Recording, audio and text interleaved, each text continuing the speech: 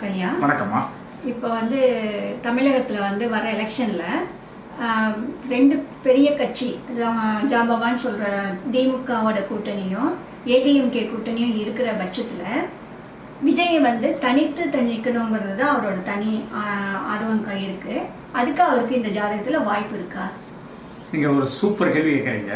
இன்னைக்கு இந்தியா கூட்டணி, என்டிஏ கூட்டணி, அடுத்தலாம் வெற்றி அப்படிங்கிற சொல்லக்கூடிய விஜய் கூட்டணி மலருமா அப்படிங்கிற கேள்வி அழகா புரிஞ்சுக்கிட்டேன். ஆனால் அஸ்ட்ராலஜி ரீதியாக அவருக்கு தனித்து நிற்கணும் அப்படிங்கிற ஆசை தான் அதிகமாக இருக்கின்றது. ஏன்னா கன்னி லக்கணம்னாலே தனித்து தன் படத்தை பார்க்க வேண்டும் என்ற ஆசை அவர்கிட்ட உள்ள இருக்கு.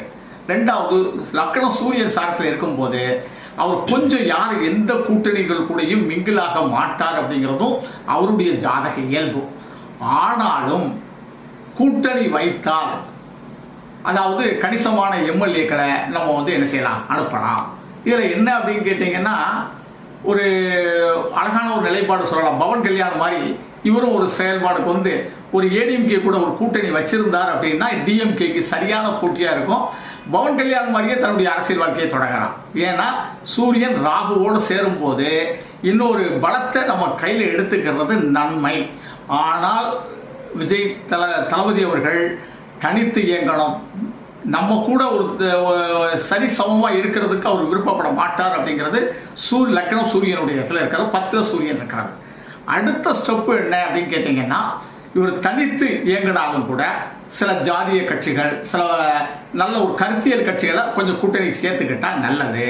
அப்படி இல்லாம அவர் தனித்து தான் இந்த என்டிஏ இந்தியா என்ற ஜாம்பவான் அழகா சொன்னீங்கம்மா, அந்த ஜாம்பவானுக்கு நடுவில் இவர் போய் உட்கார்ந்துருந்தா கண்டிப்பா விஜயகாந்த் மாதிரி ஒரு 10% ஓட்டு வாங்குவாரு. அந்த 10% ஓட்டு வாங்குறது மட்டும் வாங்கிட்டு இவர் நிற்கக்கூடிய ஒரு தொகுதியில ஜெயிப்பை நோக்கி பயணம் பண்ணுவாரு. விஜயகாந்த் மாதிரி அரசியல் எடுத்து வைப்பாரு. அவர் எந்த தொகுதியில நிற்பாருன்னு கூட அற்புதமா சொல்லலாம். இது வரைக்கும் எந்த சேனல்லையும் வராத ஒரு விஷயம். நான் அற்புதமா சொல்றேன், அவர் நிற்கக்கூடிய தொகுதி தூத்துக்குடி. ஏன்னா அவரு இதற்காக இந்த விஷயத்த சொல்றேன் அப்படின்னு கேட்டீங்கன்னா, அவர் தூத்துக்குடியில தான் முதலாக அரசியல் களப்பணியாற்றினார்.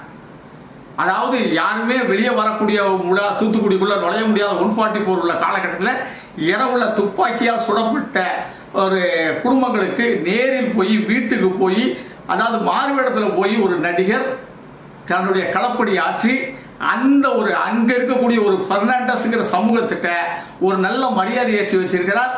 அந்த மரியாதை, அந்த பெர்னாண்டஸ் அப்படிங்கிற ஜாதிய ஓட்டு கிட்டத்தட்ட பாத்தீங்கன்னா தூத்துக்குடி எம்எல்ஏக்கு அதற்கு ஆப்போசிட்